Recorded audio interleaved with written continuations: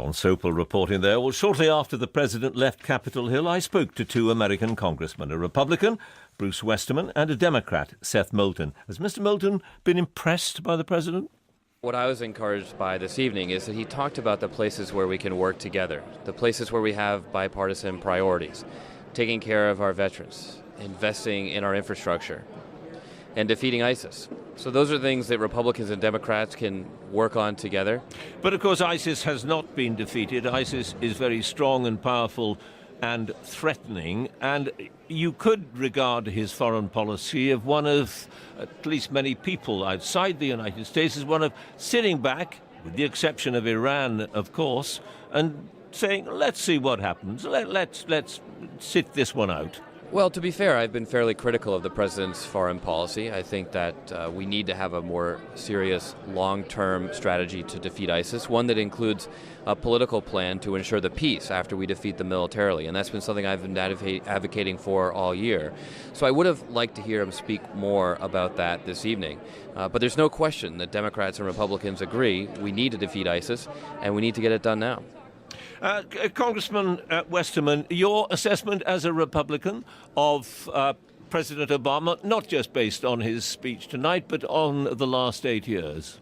I think the problem's not necessarily with Congress working together, but it's with the president working with Congress. He seems to be, continuing to use his executive authority to legislate. He talked about separation of powers tonight, but I think that was a lot of rhetoric because his actions show that in the past he's used his pen and his cell phone to achieve the things that he couldn't work together with Congress on. Many outside the United States, and perhaps inside, would say on that, as far as gun control, for instance, is concerned, he had no choice but to use his executive powers because nothing was going to change if it was left to Congress.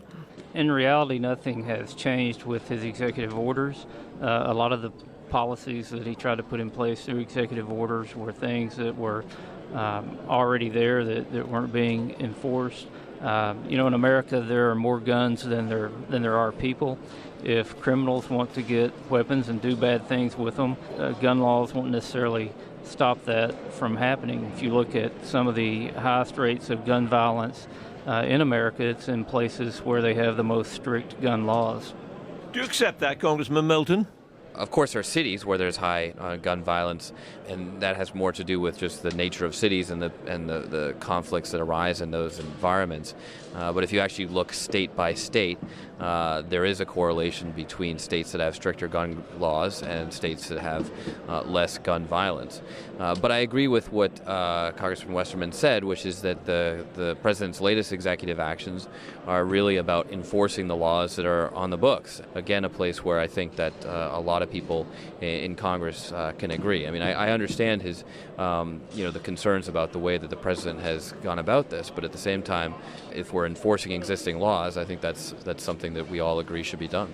America is the most powerful nation on earth, and therefore a presidency has to be judged on whether the world is a safer place as a result of that presidency. Let me ask you, Congressman Westerman, whether you believe President Obama will have left the world a safer place. Well, I think if you just look at the events that are happening today across the world, it would be hard to make a rational assumption that the world is a safer place. I think some of the weak foreign policy of this president has caused some bad actors to see just how far they can push America.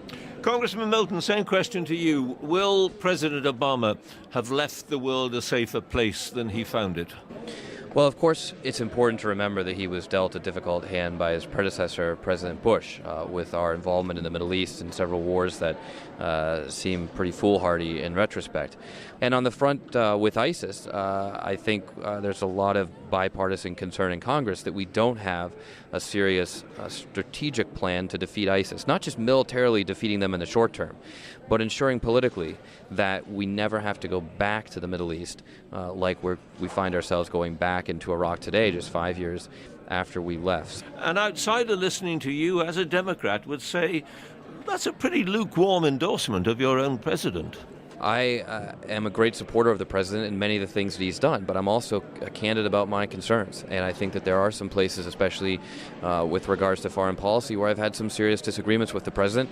And, my job is to be an honest representative, to speak the truth, even when it's not what's most politically advantageous to do. So there are many places where I support the president, and I think he'll go down in history as a president who oversaw a great expansion of freedom and rights, someone who focused our attention on long-term threats to our country and our planet, like climate change.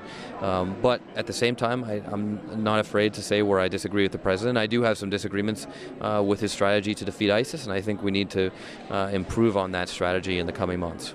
Congressman Moulton, Congressman Westerman, thank you both very much indeed.